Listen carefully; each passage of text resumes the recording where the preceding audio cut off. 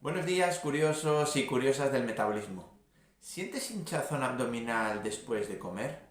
¿Sufres de gases, diarreas o cambio de tu digestión sin razón aparente? Pues podrías estar lidiando con un problema que es más común de lo que parece, que es el SIBO. En este vídeo de hoy te voy a explicar qué es el SIBO, por qué ocurre y qué factores están contribuyendo a que te sientas así. Quédate hasta el final porque entender el SIBO puede marcar la diferencia de tu salud digestiva. Soy José Manuel Hernández, esto es Metabolismo Total Intro y comenzamos.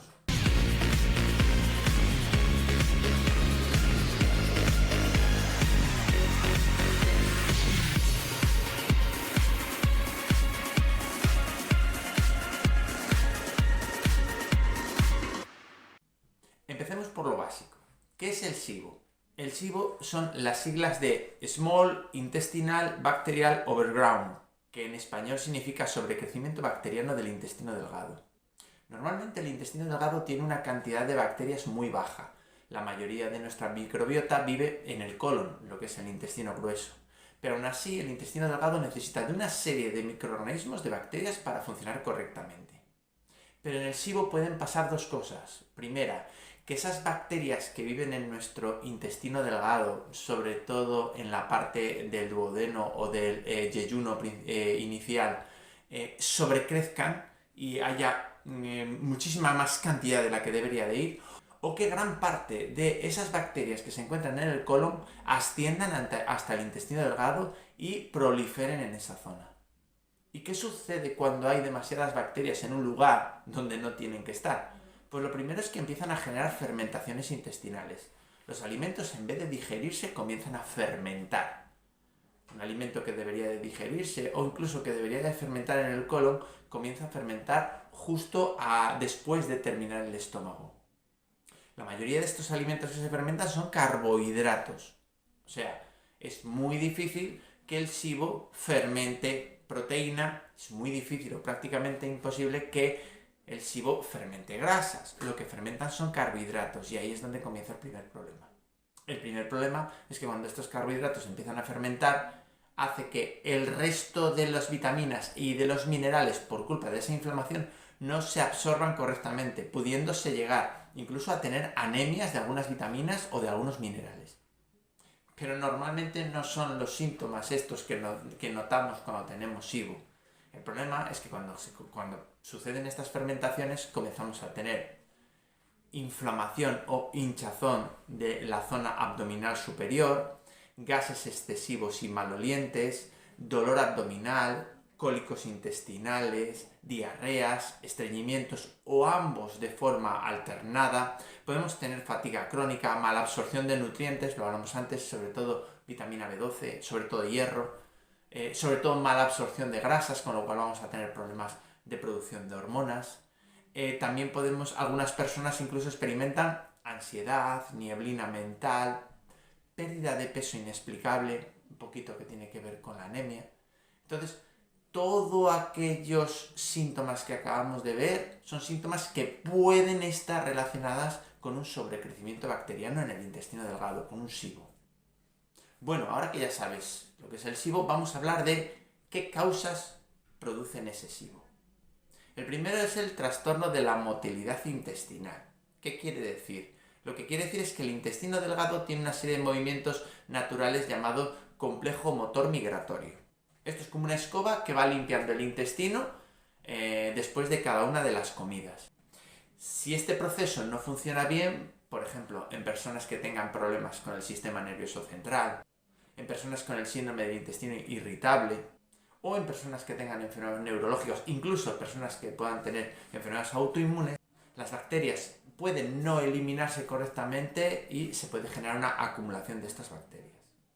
La segunda causa, que no es la segunda, para mí es la primera, es el abuso de lo que se llama medicamentos protectores del estómago, que no protegen el estómago y encima lo que hace es generar muchos efectos secundarios. En este caso meteríamos los inhibidores de la bomba de protones, pantoprazol, omeprazol, todos aquellos que acaban en azol, ¿vale? Que lo que hacen es inhibir el funcionamiento de estas bombas de protones son elementos que producen ácido clorhídrico para que nuestro estómago esté ácido, y lo que sucede es que deja de estar ácido nuestro estómago.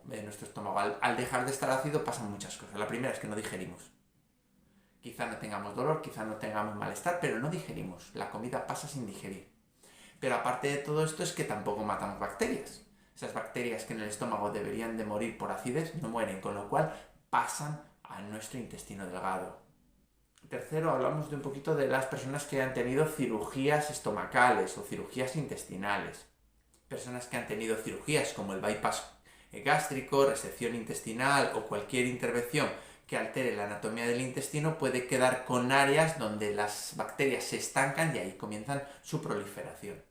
El cuarto, también importante hoy en día, esas personas que tienen enfermedades como diabetes, como esclerosis múltiple, esclerodermia, pueden afectar los nervios del sistema digestivo y alterar la motilidad intestinal. Al alterar la motilidad intestinal, lo que estamos alterando también es esa facilidad para ir eliminando de nuestro intestino esas bacterias que se pueden quedar fijadas en esas zonas donde no tienen que estar, desarrollarse y generar un SIBO.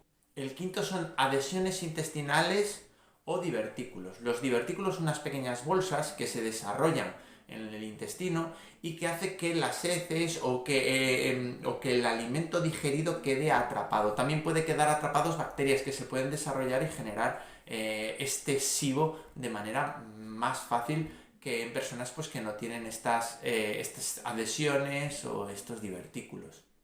El sexto es por infecciones gastrointestinales anteriores. Cuando tenemos una infección, una toxinfección alimentaria, por ejemplo por Escherichia coli, por Salmonella o por Shigella, lo que pueden quedar son esas bacterias ahí localizadas. Y en el futuro, aunque el antibiótico la haya paralizado, no las ha matado, con lo cual en el futuro, si no hay una buena motilidad, pueden volver a desarrollarse y acabar generando este sobrecrecimiento bacteriano. Y el séptimo, y muy importante también hoy en día, porque está muy relacionado con el sistema emocional, es todo lo que tenga que ver con un sistema inmunológico debilitado. El sistema inmunológico tiene que controlar el equilibrio bacteriano de nuestro intestino. Si nuestro sistema inmunológico está debilitado, no puede controlar ese equilibrio y normalmente este tipo de bacterias patógenas es mucho más fácil que se desarrollen. La forma más común de saber o de hallar si tenemos SIBO o no es mediante la prueba del aliento.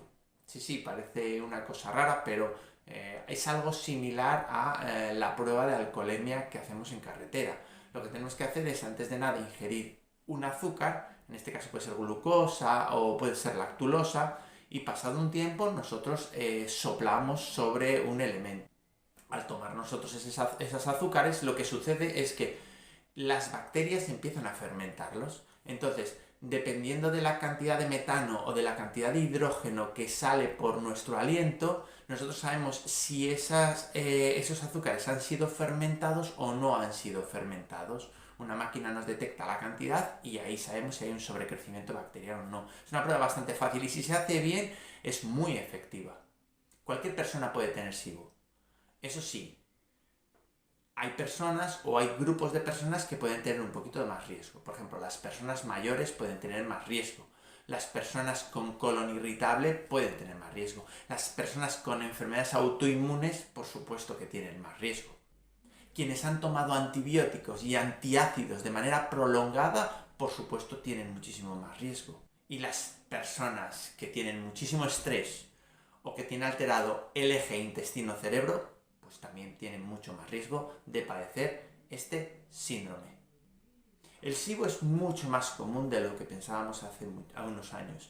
Y aunque puede ser más fácil o más difícil de diagnosticar, sí que es cierto que entender sus causas es el primer paso para poder entenderlo y también para poder actuar sobre él. Si tienen síntomas persistentes como hinchazón, gases, digestiones pesadas, consulta a un PNI, consulta a un naturópata, consulta a un buen nutricionista y posiblemente te irá guiando para saber si puedes tener la posibilidad de tener SIBO o no. Si él detecta que puedes tener SIBO, aparte de que te puedes hacer la prueba de la lactulosa para estar seguros, se puede empezar con un tratamiento Yo siempre recomiendo un tratamiento natural, pero incluso podría ser un tratamiento alopático para reducir esa cantidad de bacterias intestinales y para poder recuperar ese equilibrio estomacal e intestinal y que no se desarrollen esos síntomas tan desagradables que tenemos.